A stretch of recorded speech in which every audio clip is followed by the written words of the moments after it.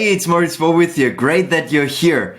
If you don't know me, I grew the sales team of a $100 million startup and also generated a sales pipeline worth of $20 million just in the last 1.5 years alone. My goal with that channel, my goal with that video here is to help B2B SaaS founders to level up their sales skills and to grow their startup company from 0 to 8 figures and above in the next couple years. Today's video will be about what school doesn't teach you about sales. Basically what no one really tells you about sales, and this is so important. So many people, so many founders, especially in the B2B SaaS space, get that wrong. First point, we are all in the people business. We're not in the B2B or B2C, we're in the P2P, people to people. You sell to people, not to machines. Always keep that in mind. Too many sales reps out there just go somewhere and push their offer and push the leads, push the prospects in a call. But this is not how it's going to work. That maybe works for 0.01% of the prospects, which then purchase out of fear or whatever reasons. Why? I don't know why I should buy something from someone who pushes me too much. We're in the people business. So freaking listen to your prospects. You talk 20 to 30% of the time maximum. Let the prospects talk. Ask them questions, feel them heard. Start with an initial conversation. Just ask them questions about their day. They also might have a rough day. They want to talk about it. Your job as a sales rep is to listen and to hear what your prospects want to and can talk to you and want to tell you. And you, of course, can push it in a structure. You can ask questions from your sales script. But asking questions is the most important thing to start building a relationship. Also, when we look at science, when we look deeper into psychology, when you care about someone else will care about you. And this is what you want, especially in a time right now where we have wars, recessions, inflation, all those shitty things going on. We want that our prospects trust us 100%. And we want to give them enough reasons that they can do that and they can sleep great when they do that. So the first point, we're in the people business. Listen to your prospects. That's important. Don't sell your freaking features. No one cares about your features. Ask questions and build solutions. So you have the person A, the company A, they start here. That's the status quo. And they want to bridge the gap to their desired state. Let me show you. When you meet your prospects for the first time, they are here. That's point A. Let's say they're making $10,000 a month and then they want to go to point B. This is what you want to know from them in the discovery call. What is their desired outcome? What do they want? How much money do they want to save? How much money do they want to make? How much process time they want to save, or whatever, in what industry you're in. So the company is here at 10K a month, for example, and it wants to go to 100K a month, but they don't know how to get there. That's the big question mark. And your goal, your job as founder of a B2B SaaS company or a sales rep, your goal is to bridge from A to B and to make them trust you. Your point is to wipe out the question mark and to teach them how to go from A to B with your solution. And of course you don't pitch your solution, but you make the prospect get there by themselves so that they already see, oh wow, I'm right now here. To get here, I need help and I need your help. When you get there, then you make the sale and then you have happy customers because they have a clear vision with your product to get from A to B. So first point from my video here, we're in the P2P space, people to people.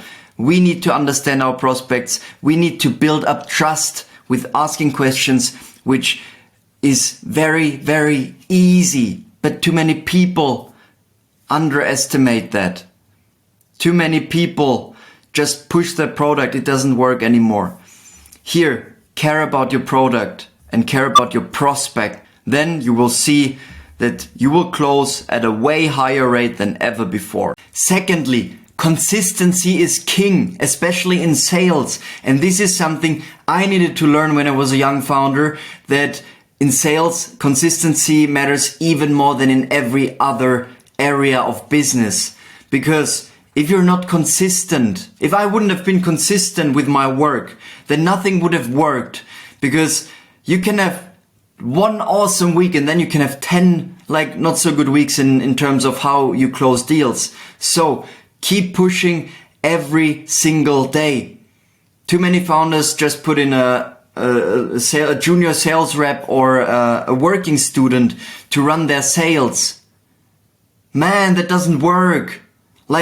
You need to experience that pain by yourself and to keep pushing. Because if you don't know how that is, you will never be able to teach someone how you want your sales team to grow. And in my opinion, the sales is one of the most important, when not the most important thing in your business. Because if the sales doesn't work, a great product doesn't matter. So consistency is king. Let me show you why. So I prepared 2 illustrations how a 10% closing rate can look like.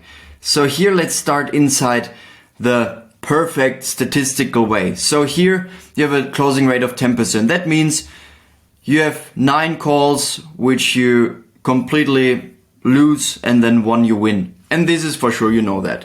This is how it looks in the books. Here, very consistent. Every 10th prospect I close. But guys and girls, that is not the norm. That's not how it works in real life. Let me show you how a 10% closing rate can look like as well. So when you reach out to 40 prospects in total, you lose all of them. And then it can happen that you close the last 4 deals of the 40 from 37 till 40.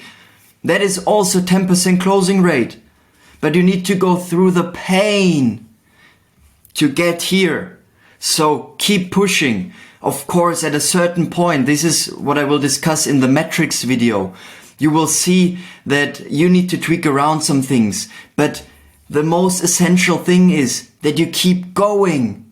And then when you have a statistically significant amount of calls, of emails sent, of DMs sent, whatever outreach tool you're using for your outbound sales, then we can discuss how to optimize your scripts, how to optimize your copy, how to optimize your outreach. But you need to go through the pain. So that's the second point. Consistency is king. And when you're not consistent by yourself, which I doubt everyone can be consistent, just push back the instant gratification. This is not how sales work. Sales is not about instant gratification. So push that away. And if, for God's sake, you cannot push through it, then hire someone who is willing and who is able to do that. It's a hard job. It's a very intense job. But I believe you as a founder, you need to go through there at least once to being able to manage a great team. And last but not least, my third point, failing is important. As long as you track the metrics, as long as you track your feelings on the road and you don't make the same mistake again. Because making one time a mistake is amazing, then you learn. If you make the same mistake a second time, then you're just a fool. Let me show you how you can track everything and how that works. Let's assume you are failing here. After 5 sales calls, you still don't have anything, any results, and you just feel not good about it. So that, to be honest, first of all, is not failing. That's just harsh sales reality. So what is important here? How you can make sure that you can optimize yourself as well. After each call you're making, you fill out a form where you write in, how do you feel? So emotions, What's your conclusion of the sales call? And what's your honest feedback about yourself? Then, if you have that not only for 5 but for 100 sales calls, you can have a very good emotional average. Like you can build an average and you can build up on that. You can train your emotions to not get too high or too low. The goal is to be more constant around that average, because you are the average of everything you do, especially in sales. You're the average of your emotions. You're the average of the amount of people you reach out. You want to go here. You don't want the extremes, because if you are a very extreme person and you're having a downside in sales, you're having a time where you don't close enough deals. Ooh boy, that's not so good. Then when you have hundreds of conclusions, you can see, okay, maybe the call to action wasn't good enough. Maybe the pitch you did wasn't good enough. And then you can tweak around your sales script.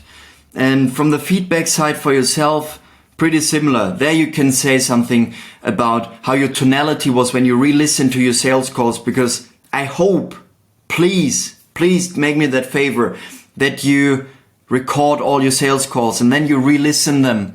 Then you will notice some things. Maybe you're doing all the time, That's something you can train. That's something you can train not to do. Then you just stay silent. I'm still also not the best in it, but I tried. Whenever I want to make a then I just stay silent. So that's something for your personal. And this something like the conclusion, that's something to optimize your sales script, your outreach with.